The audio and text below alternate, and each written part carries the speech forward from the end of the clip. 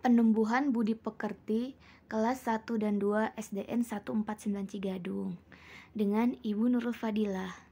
Jadi ayah bunda, penumbuhan budi pekerti itu kita akan belajar beberapa hal tentang budi pekerti yang baik sesuai dengan bulan kita hari ini, bulan Ramadan gitu. Jadi semacam pesantren kilat. Oke, assalamualaikum anak-anak. Sebelum belajar, yuk kita berdoa bersama. Bismillahirrahmanirrahim. Raditu billahi robba wa bil islami dina wa bi muhammadin nabiyya wa rasula. Rabbi zidni ilma warzuqni fahma. Amin ya robbal alamin. Jadi hari ini kita mulai belajarnya ya. Bagaimana kabarnya? Semoga semuanya sehat. Bagaimana puasanya? Semoga semuanya lancar ya. Dan beserta keluarga semuanya dalam keadaan sehat. Materi hari ini yang pertama, penumbuhan budi pekerti. Kita akan belajar akhlak yang baik dari Rasul. Nah, lalu kita juga akan belajar tentang Ramadan, tentang niat berpuasa dan doa berbuka puasa. Yang pertama, kita akan belajar tentang kisah teladan Nabi Muhammad. Pasti anak-anak sudah tahu kan, Nabi Muhammad itu adalah nabi kita, nabi yang terakhir gitu. Nabi Muhammad adalah putra dari pasangan Abdullah binti Abdul Muthalib dan Siti Aminah binti Wahab yang lahir di kota Mekah pada tanggal 12 Rabiul Awal di tahun gajah. Tahukah anak-anak mengapa disebut tahun gajah? Karena pada saat Nabi Muhammad lahir, kota Mekah itu tengah diserang oleh pasukan bergajah milik Raja Abraha. Nah, ingat-ingat ya, namanya adalah Raja Abraha gitu. Lalu pasukan gajah ini yang dipimpin Raja Abraha itu mereka sangat ingin untuk menghancurkan Ka'bah gitu. Karena Mekah memiliki bangunan yang sangat indah yaitu Ka'bah. Raja Abraham membawa pasukan-pasukannya menaiki gajah ingin menghancurkan Ka'bah. Lalu atas pertolongan Allah, Ka'bahnya tidak bisa dihancurkan karena Allah Subhanahu wa Ta'ala mengirimkan bantuan berupa burung-burung ababil gitu. Burung-burung ababil ini Allah kirim dari surga. Mereka membawa batu-batu kerikil yang panas. Lalu burung-burung ababil itu melemparkannya kepada pasukan dari Raja Abraha. Alhamdulillah atas pertolongan Allah, Ka'bah pun aman dan tetap berdiri kokoh hingga sekarang. Jadi makanya sekarang kita bisa lihat Ka'bah, bisa naik haji, bisa umroh, itu salah satunya atas pertolongan Allah yang membuat Raja Abraha tidak bisa merusak Ka'bah. Gitu anak-anak ceritanya. Lalu pengasuh yang pertama adalah Halimah Sa'diyah. Beliau mengasuh Nabi Muhammad. Nah, beliau ini tinggalnya di pedesaan, sehingga ibu Nabi Muhammad, Ibu Aminah itu sangat percaya dengan beliau. Ibu Halimah Sa'diyah ini memberi susu kepada Nabi Muhammad. Ia mengasuh Nabi Muhammad dengan penuh kasih sayang. Nabi Muhammad berumur 5 tahun. Nabi Muhammad dipulangkan atau dikembalikan lagi kepada ibunya yang bernama Ibu Aminah. Ibu Nabi Muhammad ini lalu mengasuh Nabi Muhammad dan mengajaknya untuk berziarah ke makam ayahnya. Karena Nabi Muhammad sejak dia di kandungan dia sudah ditinggal oleh ayahnya gitu. Saat Nabi Muhammad dan ibunya Aminah itu pulang dari berziarah, di perjalanan ibunya menderita sakit sehingga ibunya pun meninggal dunia. Akhirnya Nabi Muhammad menjadi seorang yatim piatu. Selanjutnya Nabi Muhammad itu diasuh oleh kakeknya yang bernama Abdul Muthalib gitu. Saat Nabi Muhammad berusia 6 tahun, ia diasuh oleh kakeknya. Nabi Muhammad mendapat kasih sayang dan perhatian yang sangat besar dari sang kakek. Sayangnya, hanya 2 tahun Nabi diasuh oleh kakeknya Abdul Muthalib. Karena kakeknya meninggal dunia saat Nabi Muhammad berusia 8 tahun. Selanjutnya, Nabi Muhammad diasuh oleh pamannya yang bernama Abu Thalib sampai Nabi Muhammad menginjak dewasa gitu. Itu adalah orang-orang yang mengasuh Nabi Muhammad. Nabi Muhammad sejak kecil itu sudah memiliki banyak teladan. Meskipun nih Nabi Muhammad itu sejak kecil hidupnya dengan penuh cobaan. Misalkannya saja beliau terakhir yatim karena ayahnya wafat saat Nabi masih berada dalam kandungan sang ibu. Kemudian ketika kanak-kanak, beliau pun ditinggal wafat oleh ibundanya Siti Aminah. Kemudian beliau diasuh oleh kakaknya Abdul Muthalib. Sayangnya hanya 2 tahun kemudian, beliau juga kembali ditinggal pergi oleh sang kakek. Dan akhirnya Nabi Muhammad pun diasuh oleh pamannya Abu Thalib gitu. Jadi sejak kecil Nabi Muhammad itu hidupnya sudah sedih, penuh cobaan karena sudah yatim piatu, ditinggal kakeknya. Akan tetapi, meskipun begitu, Nabi Muhammad itu tidak pernah mengeluh meski hidupnya diterpa banyak cobaan di umur yang sangat belia. Rasulullah tetap tumbuh menjadi anak yang berbudi baik dan berakhlak mulia dan penuh kesabaran gitu. Meskipun Nabi Muhammad itu yatim piatu dari kecil, beliau tetap sabar, beliau tetap berbudi yang baik, beliau tetap berakhlak mulia, sehingga banyak sekali orang-orang yang sayang kepada beliau. Jadi anak-anak kalau pengen banyak disayang orang, jadilah seorang yang berbudi pekerti yang baik. Suatu hari Nabi Muhammad mendapat gelar Al-Amin. Nah, mengapa nih Nabi Muhammad mendapat gelar Al-Amin? Sejarahnya adalah Nabi mendapat gelar tersebut karena pada suatu hari di kota Mekah itu terjadi banjir yang sangat besar sehingga merusak bangunan Ka'bah. Penduduk Mekah beramai-ramai memperbaiki bangunan tersebut. Perselisihan mulai timbul ketika akan meletakkan Hajar Aswad. Masing-masing suku di Mekah berasa berhak untuk meletakkan batu suci itu. Akibatnya terjadi perkelahian di antaranya. Jadi waktu banjir besar itu batu Hajar Aswadnya jatuh dan orang-orang itu rebutan untuk meletakkan kembali batu Hajar Aswad karena mereka menganggap batu Hajar Aswad itu adalah batu yang sangat mulia dan karena batu itu kan Allah kirim langsung dari surga.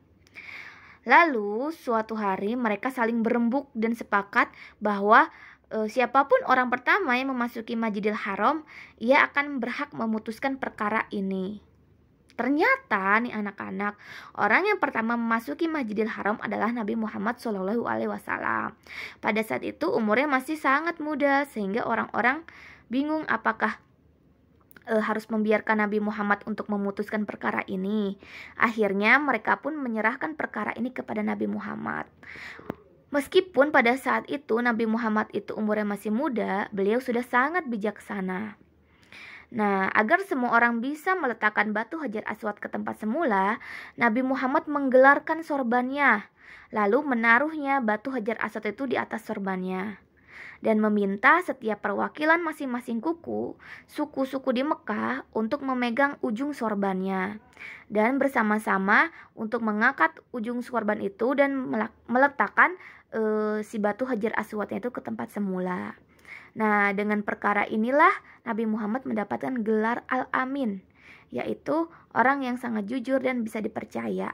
Gitu, karena Nabi Muhammad berhasil memecahkan suatu perkara yang bisa membuat seluruh masyarakat itu senang dan tidak saling iri hati.